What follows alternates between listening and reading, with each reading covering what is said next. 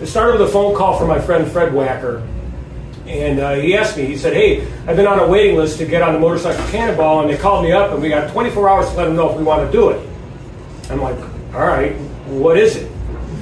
He said, well, it's a cross-country endurance race on antique motorcycles. Not long after, I started dating a guy. This is a good story, right? We all know this guy.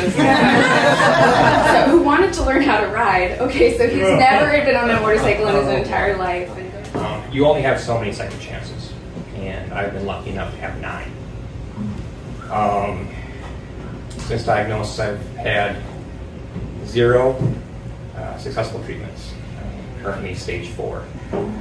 Well, that's not all bad. It's cattle country.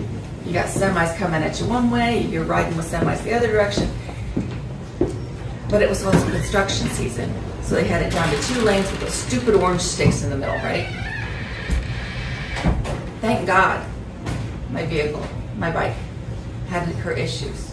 Had I been riding that day in that place, I would have been decapitated. So eventually we were going to Cambodia. You know, I didn't have enough practice. I didn't feel as comfortable with it. I was a new driver in general. Cambodia, that doesn't really matter, but...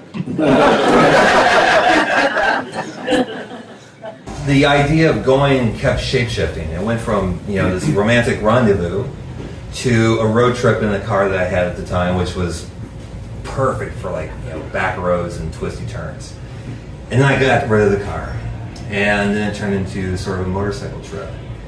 And I kept trying to figure out how to get there and not go across Indiana or Ohio.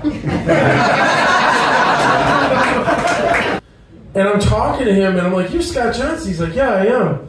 And I look over, and right behind him is this black flat track bike leaning up against a white enclosed trailer. And he's talking to me, and I'm like, whose bike is that? And he's like, what? I'm like, whose bike is that? And he turns around and looks, he's like, oh, that's mine. And I'm like, cool. Cool. You like that bike? He goes, yeah, I bought it 3 weeks ago. I'm like, that's a cool looking bike. You know what you're going to do? He's like, what? I'm like, you're going to sell me that bike. I'm going to go dirt track racing.